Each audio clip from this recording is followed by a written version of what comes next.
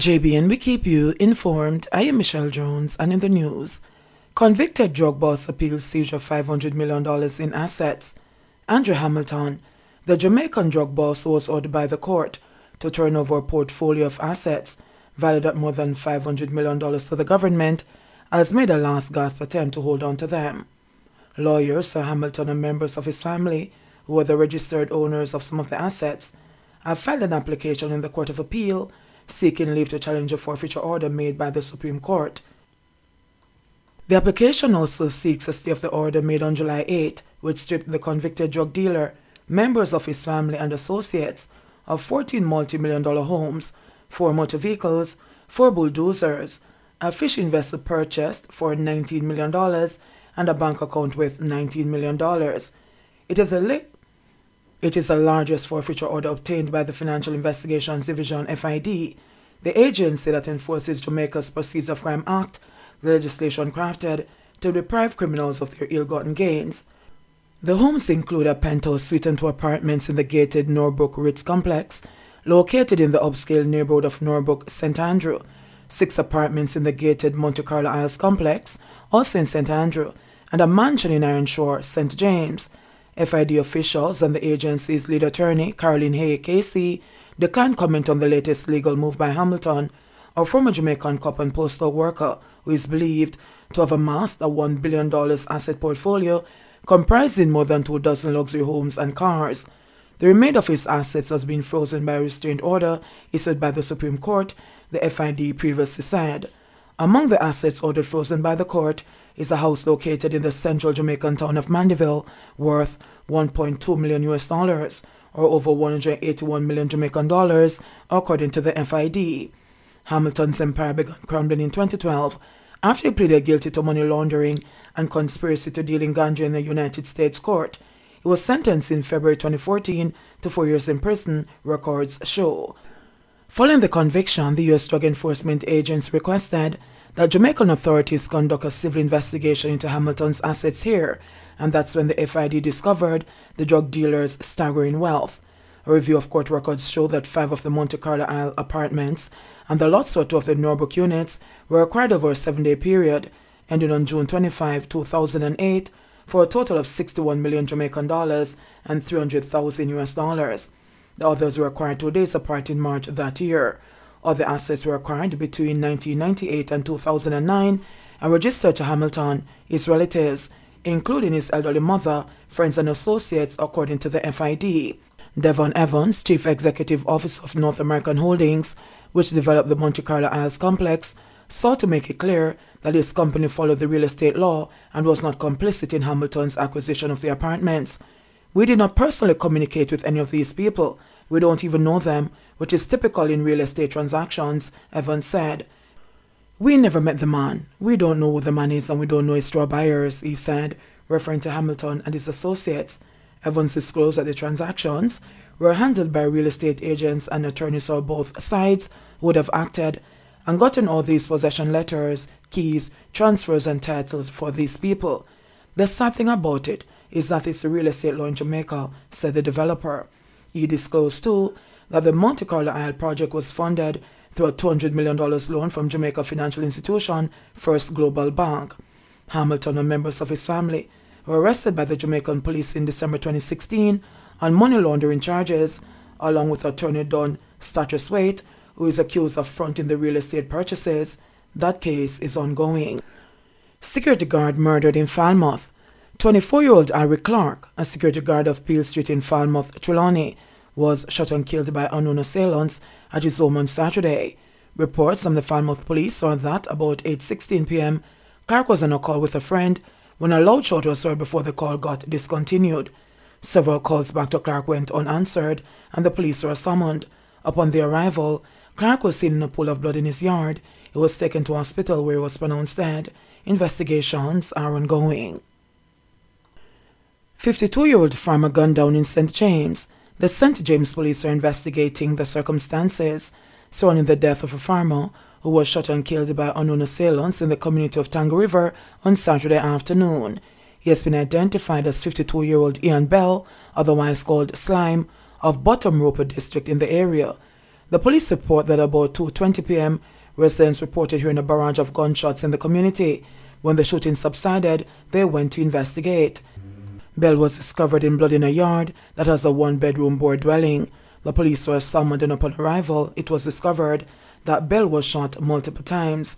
The scene was processed, and the injured man was transported to the Cornwall Regional Hospital, where he was pronounced dead. Man shot dead in White House, Westmoreland.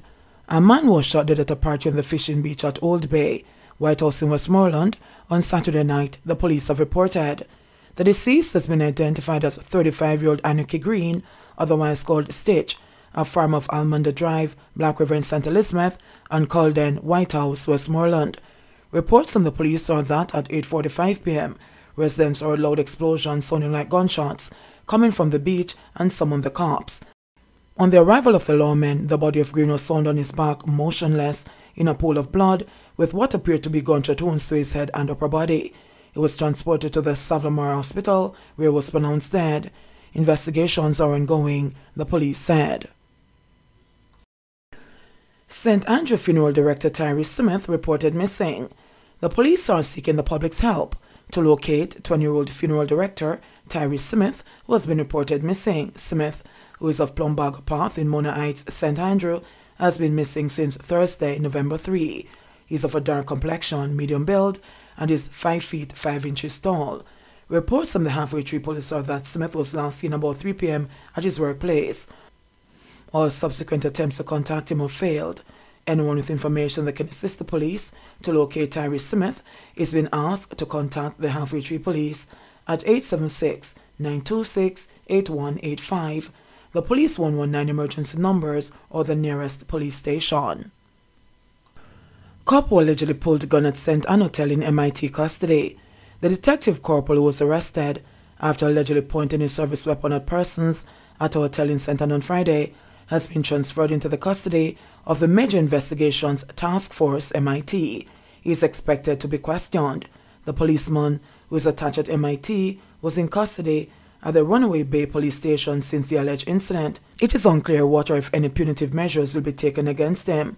Contacted Sunday, head of the police's Constabulary Communications Unit, Senior Superintendent Stephanie Lindsay, said that the transfer of the cop to MIT is the latest development in the matter. She declined to comment further.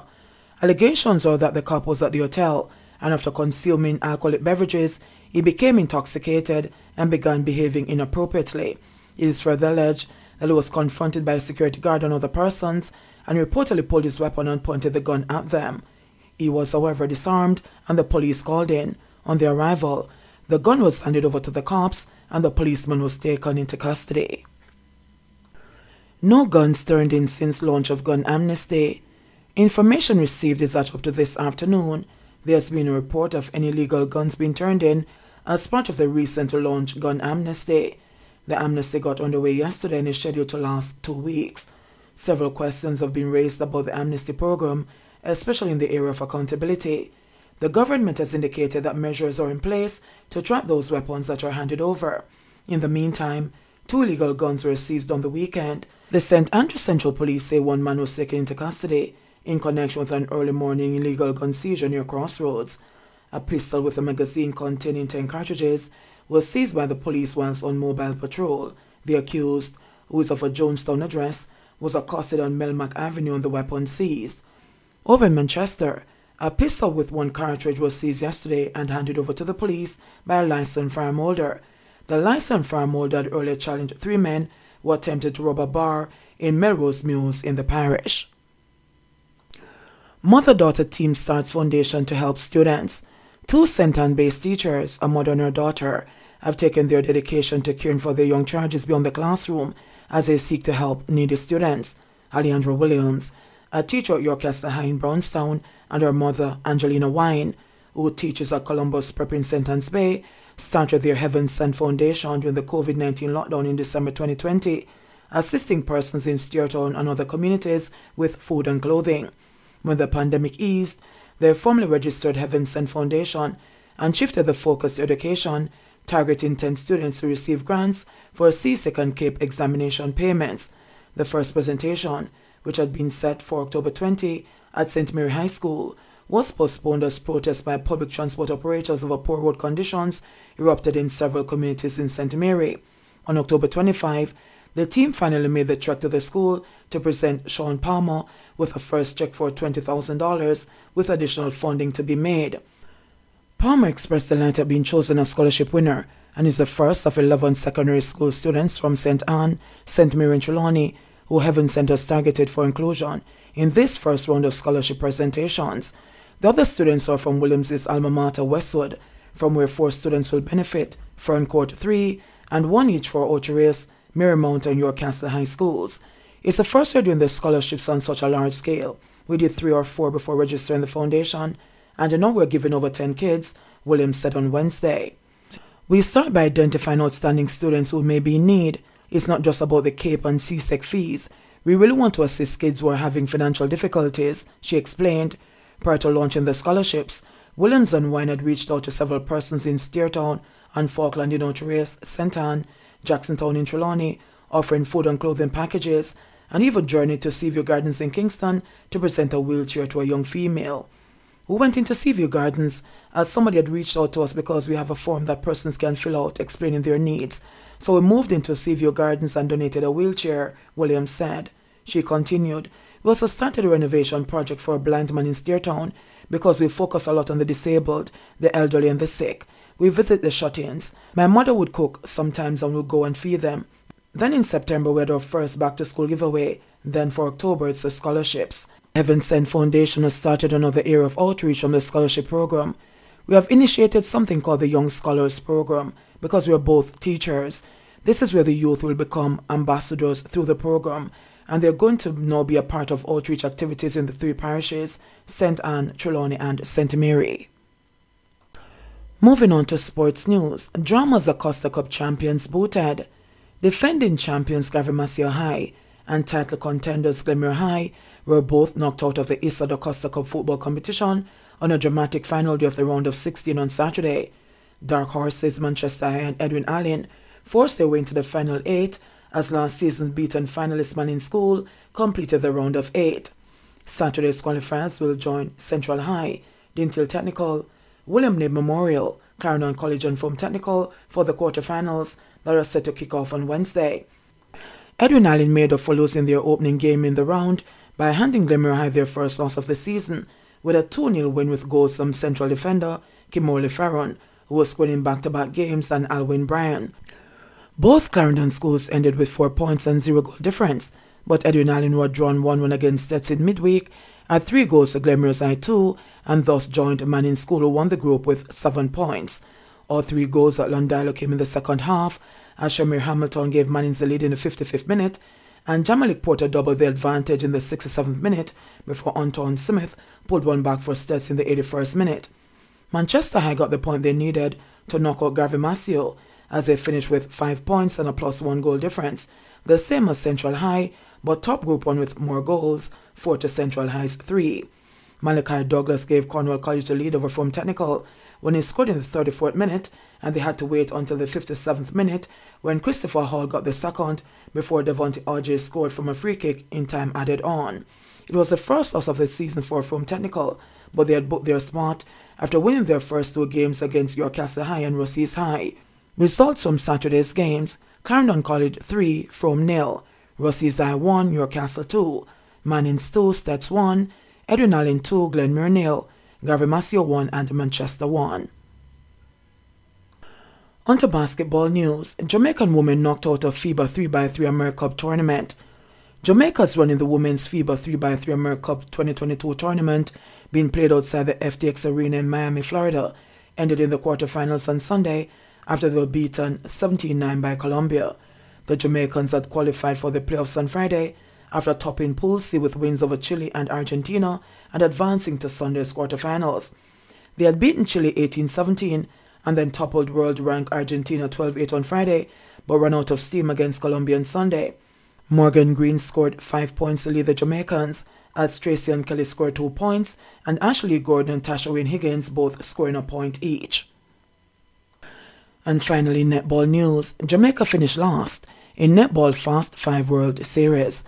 Jamaica's Sunshine Girls finished at the foot of the points table as the Fast 5 Netball World Series ended in Christchurch, New Zealand on Sunday morning Jamaican time, losing all the games they contested.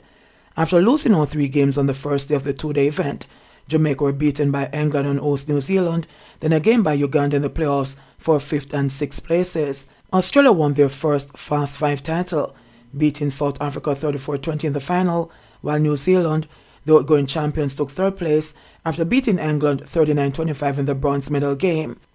On the second day, Jamaica lost to England 32-27 and then lost to New Zealand 40-22 and then 32-10 in the playoff with the African debutants. JBN, we keep you informed. Please remember to subscribe, like, share, leave us a comment and click the notification bell to receive our daily news items.